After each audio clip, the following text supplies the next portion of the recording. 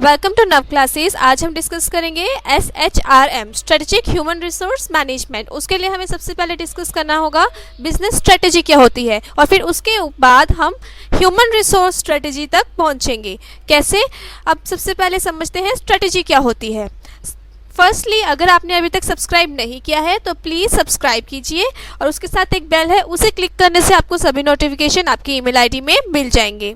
क्या होती है strategy? Is future oriented plan. इसका मतलब स्ट्रेटेजी एक लॉन्ग टर्म प्लान होता है जो कि फ्यूचर में हमें अचीव करना है। किसी कंपनी का विजन जो होता है, जो उसने अचीव करना है फ्यूचर ओरिएंटेड, उसको स्ट्रेटेजी बोलते हैं। For interacting with competitive environments to achieve organizational goal, जिसके अंदर एक ऑर्गेनाइजेशन को इंटरेक्ट करना होता है कम्पिटिटिव एनवायरमेंट से।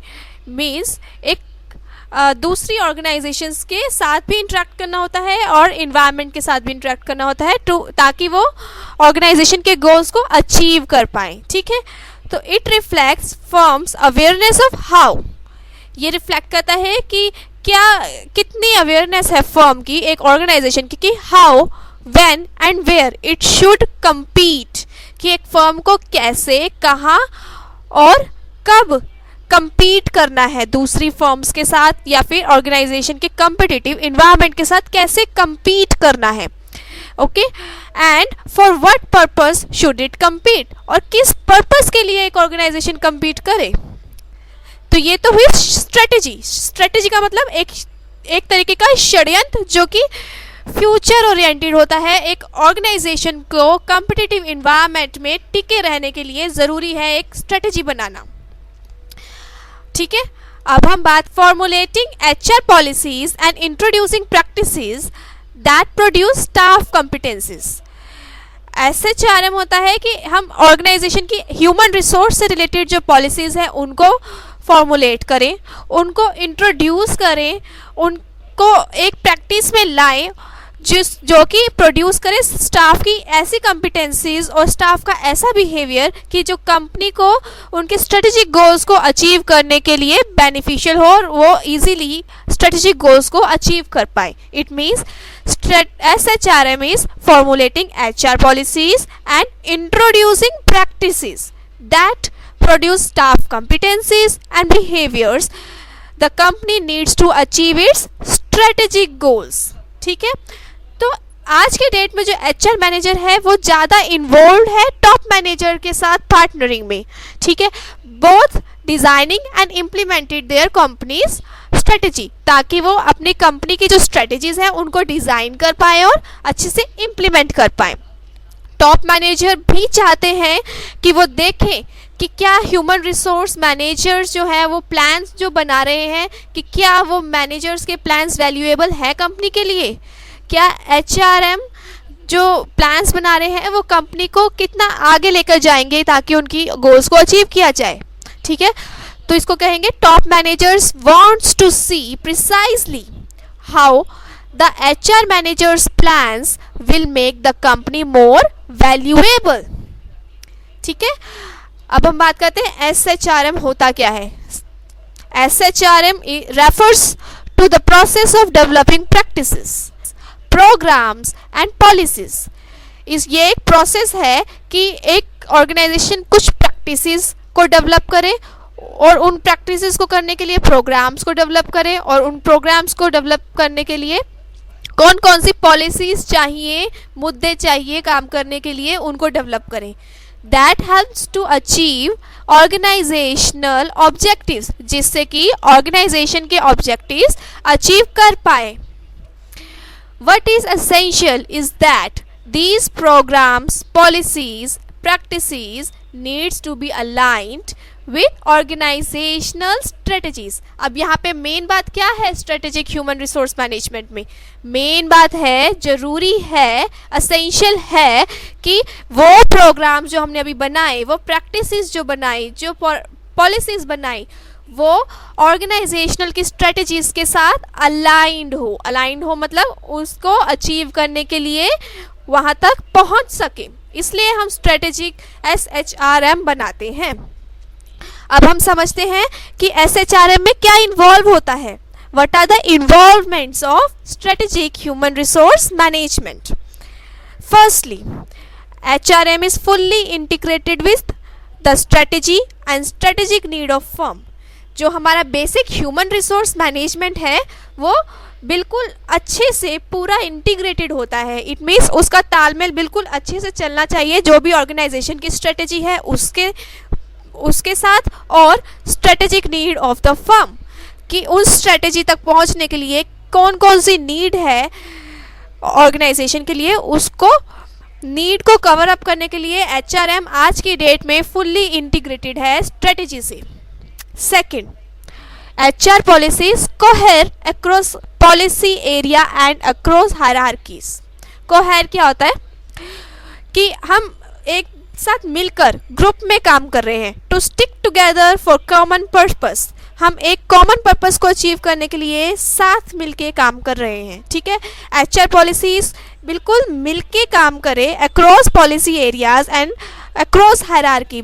ऑर्गेनाइजेशन की सभी हायरार्कीज में बिल्कुल मिलके काम करे human resource.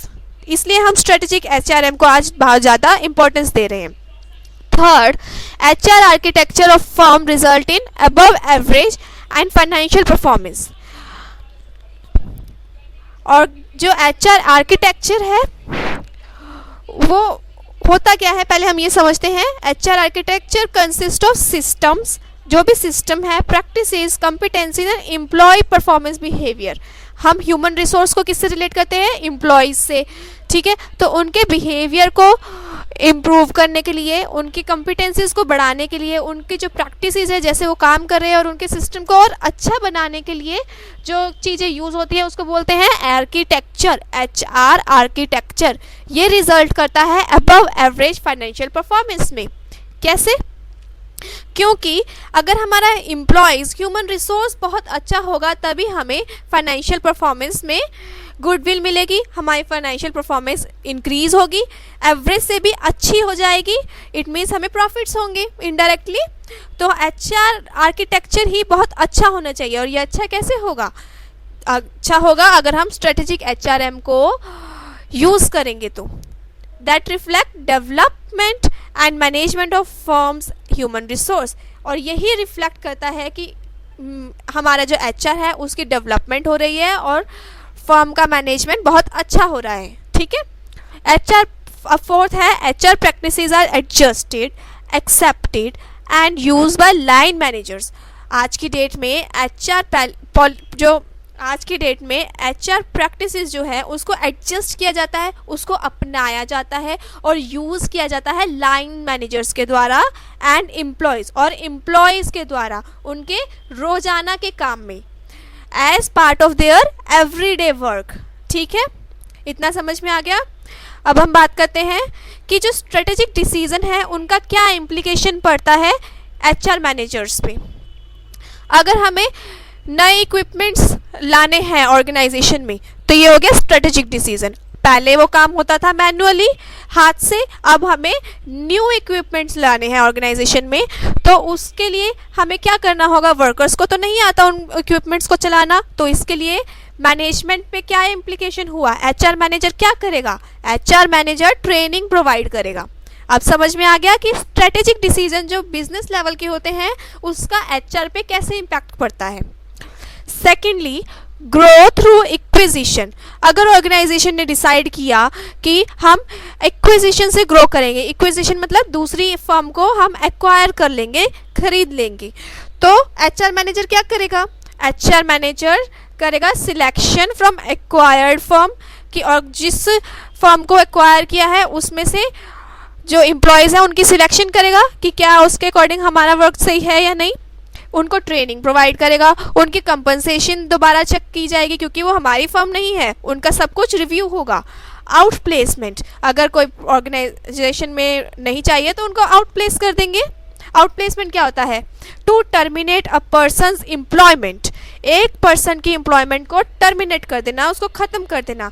But help former employ to obtain another post. लेकिन जो हमारे पास पहले से हमारी ऑर्गेनाइजेशन में एम्प्लॉयज़ हैं उनको हेल्प करेंगे कि वो दूसरी पोस्ट को एक्वायर कर सके। इसका मतलब उसको एक पोस्ट से हटा के दूसरी पोस्ट को एक्वायर करने में उनकी हेल्प भी कर रहे हैं और उसको एम्प्लॉयमेंट से, करंट एम्प्लॉयमेंट से हटा भी रहे हैं। इसका मतलब क्या हुआ? Out placement. ठीक है। Additional in depthness to prevent take over. अब ऑर्गेनाइजेशन ने डेप्थनेस में, इन डेप्थनेस में जाना शुरू कर दिया। इसका मतलब कि हम और कर्जा ले रहे हैं कि कोई ऑर्गेनाइजेशन हमें, दूसरी ऑर्गेनाइजेशन हमें टेक ओवर ना कर पाए, इसलिए ऑर्गेनाइजेशन का बेसिक स्ट्रेटेजिक डिसीजन है कि वो कर्जा ले ले, इन डेप्थनेस में चली जाए। तो इससे क्या होगा? एम्प्लॉयज़ पे इम्पैक्ट कैसे होगा? उनकी जो कंपनसेशन है उसको कम कर देगी एचआर मैनेजर्स और आउटप्लेसमेंट कर देंगे, फोर्स टर्मिनेशन कर देंगे, उनको फोर्सफुली कहेंगे कि हमारी ऑर्गेनाइजेशन को छोड़कर जाओ, एक्स्ट्रा एम्प्लॉयज़ छोड़कर जाओ। ठीक है। New location for manufacturing plants. एक ऑर्गेनाइजेशन की अगर मैन्युफैक्चरिंग प्लांट्स को हम नई ऑर्गेनाइजेशन पे शिफ्ट कर रहे हैं तो कौन सा डिसीजन होगा एचआर डिपार्टमेंट के लिए? हमारे ह्यूमन रिसोर्स एम्प्लॉयज़ को ट्रांसफ़र करने का। रिक्रूटमेंट एंड सिलेक्शन प्रोसेस, अगर हमारे करंट एम्प्लॉयज़ वहाँ नहीं जा रहे तो वहाँ पे हमने रिक्रूटमेंट और सिलेक्शन प्रोसेस करना है और नए प्लांट में उनको ट्रेनिंग प्रोवाइड करनी है। ठीक है। Then market product internationally.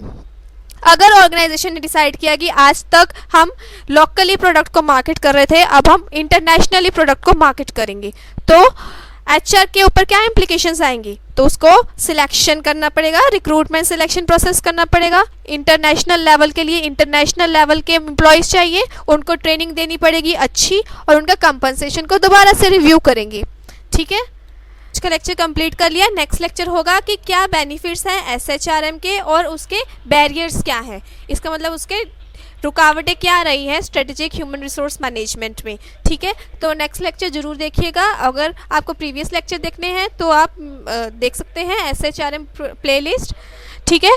तो नव क्लासेस देखते रहें। अगर आपने अभी तक सब्सक्राइब नहीं किया तो प्लीज़ सब्सक्राइब कीजिए ताकि आपको लेक्चर रेगुलरली मिलते रहें, और उसके साथ एक बेल है, उसे क्लिक करने से सभी लेक्चर आपके ईमेल आईडी में मिल जाएंगे जैसे ही अपलोड होंगे। ठीक है। और आप मेरी वीडियो लाइक ज़रूर कीजिएगा अगर आपको अच्छी लगे तो, और इसको फेसबुक, व्हाट्सएप एक्सेट्रा पे शेयर भी कीजिएगा। Thank you.